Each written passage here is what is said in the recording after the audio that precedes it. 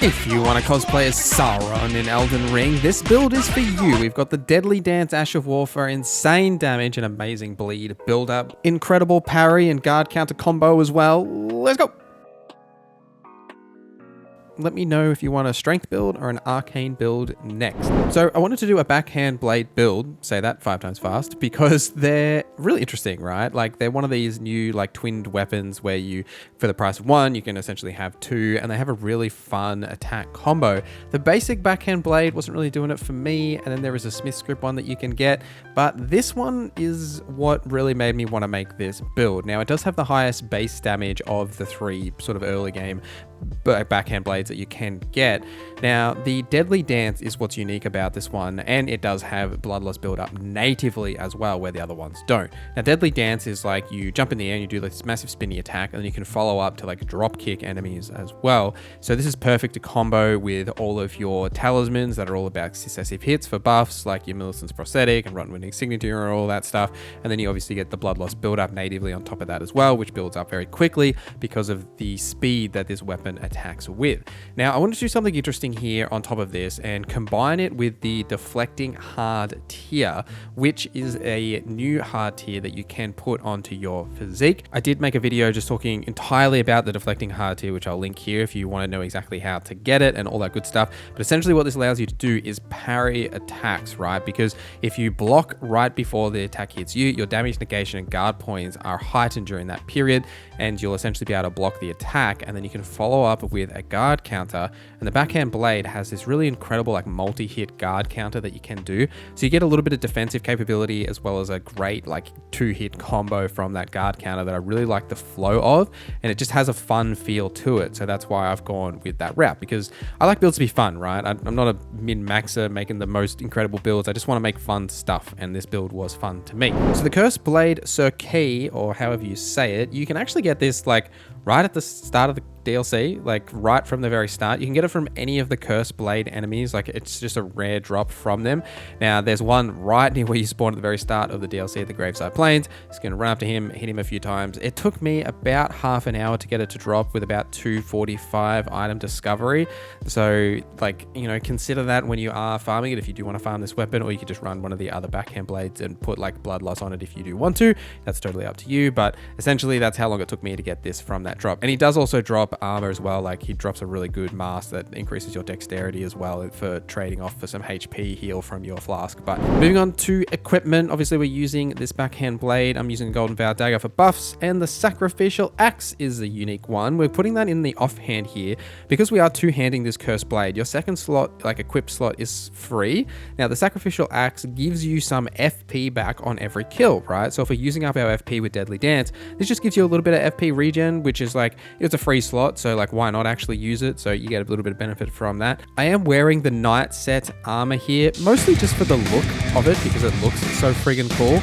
Like you don't have to wear this armor, and I honestly might not even recommend it because it does have terrible poise, and because this is like a melee build, right? Like you will get knocked out of your attacks a little bit. You probably do want at least 51 poise. If you do want to wear this armor, it does come from the Bony Jail. You will have to go through the Morth Ruins to get to Bony Village, and then head down to the jail, and then right at the end of the jail, when you ride down like the jar down, if you jump on that jar again, it'll take you back up, and you'll find the set armor right up there. I'm using some Cookwry here as well, just for a bit of ranged potential, so I can pull enemies towards you, plus they have a little bit of blood loss there as well. Now for talismans, you've got a few options. So I'm using the Dragon Crest Great Shield Talisman, as well as the Curved Sword Talisman to enhance my guard counters, which you can drop if you're not doing the deflecting combo, like totally drop that, that's totally fine. The Lord of Blood's Exaltation to buff my attack power when there's blood loss nearby, which most of the time there is going to be. And then Millicent's Prosthesis and the Rotten Wind Insignia, or both, right? If you're going to drop the Curved Sword Talisman, then I like run both of these or one of these, whichever one you've got, totally fine to do. There's some other options, like you could run the Shard of Alexander for an extra damage with your Deadly Dance. There's a few options with this build, right? So you've got some fun there, and I'll give you another alternative to this build towards the end of this video that's like a little different as well. But there's some options with your talismans, just depends on what you want to focus on, but that's what I landed on that felt good to me for while I was playing this build. Also, if you like what we do here, consider hitting that like button or subscribing, or the membership program. For just $1 you can get early access to videos like this and all of my other guides, build videos, and those cheat cheeky long form essays we do. Plus, there are other benefits like members only channels in the Discord, merch, and more. So if you like what we do here, please consider hitting that join button or subscribing, as it helps me more than you know. But enough of that, back to the video. For your attributes here, I'm sitting at 50 vigor, 30 mind, and 40 endurance. You do need the stamina for this build because you will constantly be attacking and dodging. So you do need at least that sort of 40 around that mark for endurance. You don't really need any strength here. You can pump your dex as high as possible, as this weapon does primarily and almost exclusively scale with dexterity.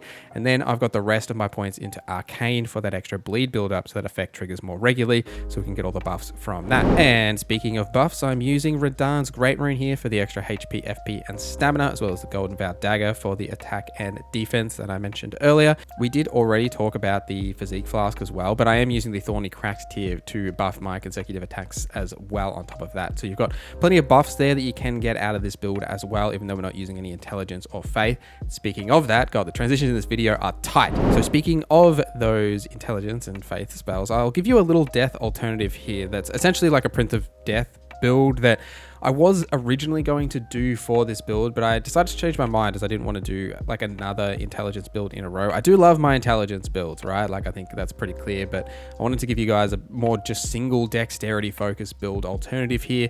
But then if you wanted to say run this instead or as well, then you absolutely can. Now, essentially what this variant of the build is I've dropped all those points in arcane and actually put them in faith to get faith to 24 and intelligence to 34, because you need those markers to hit specifically for the death spells. If you want to run like Ancient Rancor Call and Rancor Call, those like death focused spells just to fit the theme of this sort of Curseblade, like Dark Knight sort of build, then you can do that as well. The Prince of Death staff is obviously perfect for that because it does buff your death spells. It also scales with intelligence and faith, so you've got that combo there as well. Now, if you wanted to, because you've got that little bit of faith at 24, you could also run, say, like the Dragon Communion Seal, run, you know, Flame Grant Me Strength, Golden Vow, any of those that you want to run, like Swarm of Flies might be a good option there because of the Bloodlust build up that you can get from that. But there's plenty of options if you did go that route, having the intelligence and the faith as well on top of that. I'm also sort of a fan of just the general attack combos, even when you're single-handing this weapon. You still get some of that flowing animations and like spinning and the really fast attack combos. The downside overall to this weapon is its low range. It's the same for all the backhand blades. They don't have a lot of range. The blind spot on the other backhand blades does alleviate some of that, but you don't get those benefits here. And having the option to say run the Kukrai as like a ranged option to say pull enemies towards you, or essentially running like these death spells, that does give you that alternative to mix up your gameplay a little bit if you don't want to go like, you know, as deep into the combat encounters as sometimes I like to do, and say running the parry version of this build, right? That gives you a little bit of variation into like your gameplay if that's the options that you do want to run. But I just thought I'd mention that you can run this as like a death focus, like with some int, with some faith. It's just that I feel like I've been making too many int builds and I wanted to do something slightly different for this one rather than just pump every build out as an intelligence build. So next I'm probably going to do strength or arcane. Let me know in the comments which of those you would like. Who knows, maybe we'll just end up doing another intelligence build. Will we? Won't we? I guess you'll have to wait and see. We won't. We'll do something else. All right. But thank you guys for watching this video till the end. Thank you to our members for supporting the channel. My name is NorZZa. I hope you have a great day.